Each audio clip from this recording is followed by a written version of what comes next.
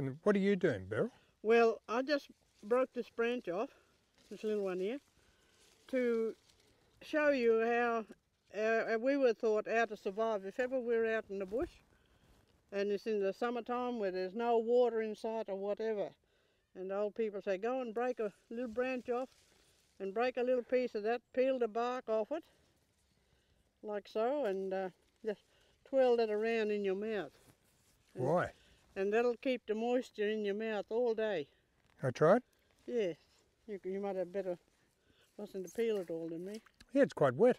Yeah. Quite wet. Very moist. So inside the bark, it retains water. Yeah, yeah.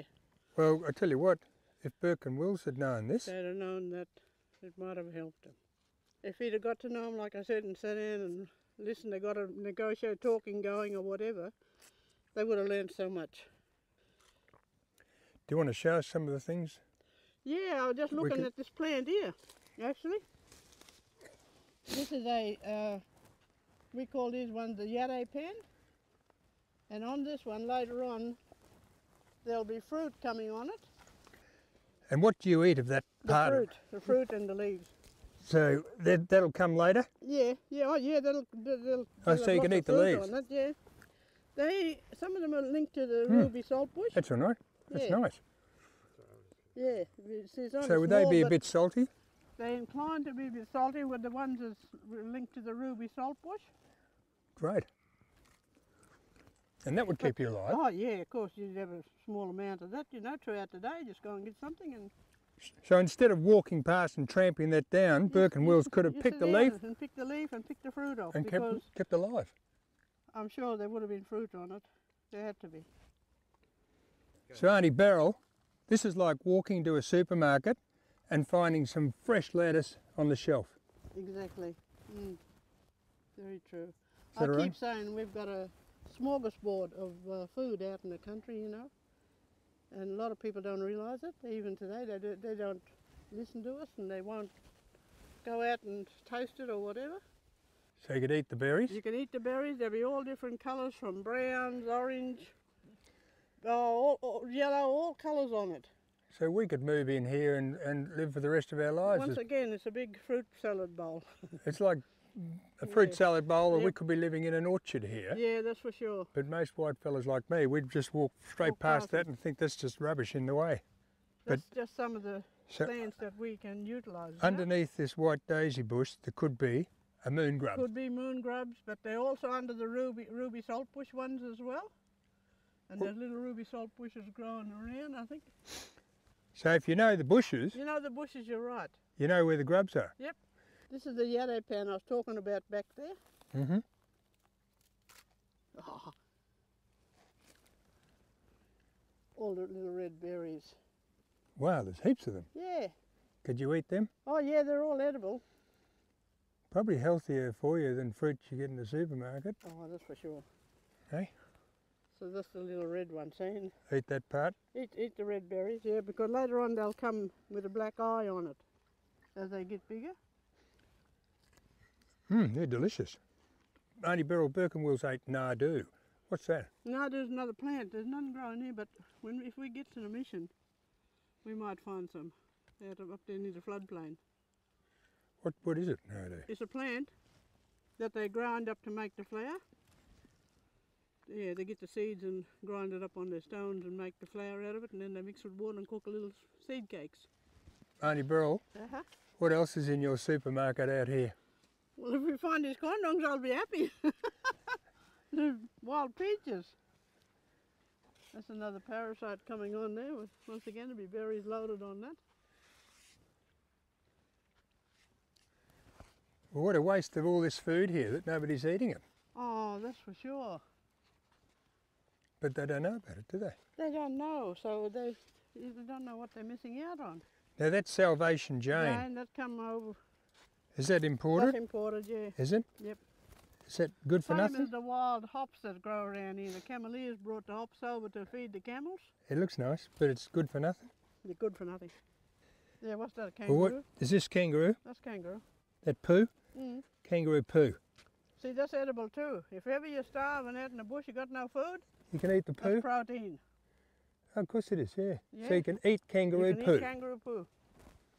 Keep you alive, mate. Oh, yeah? Yeah. Oh, look at that. It's nice It and looks like fresh, an onion. very earthly. Smell that.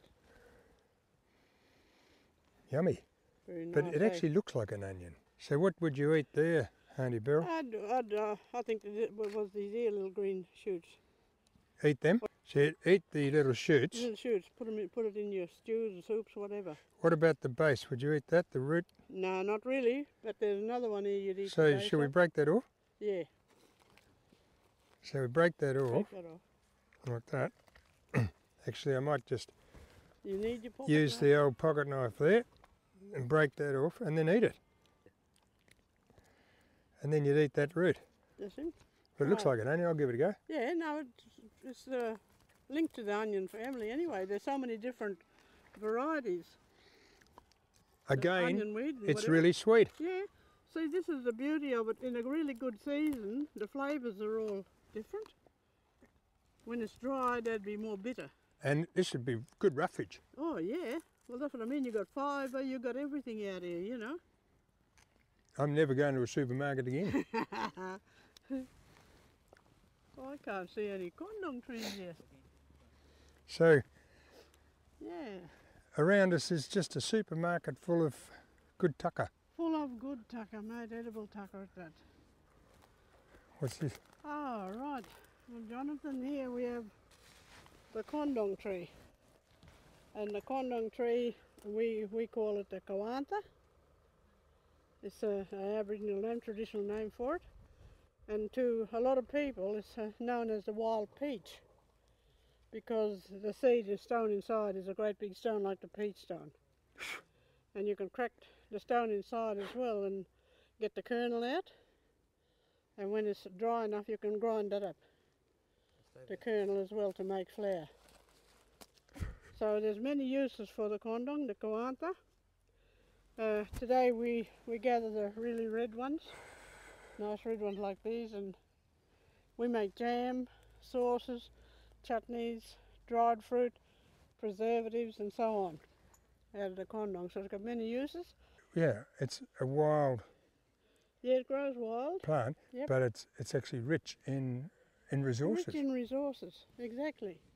And you know, you can come up on all big orchards of it, you know. But another time you might only see one or two trees growing out on its own.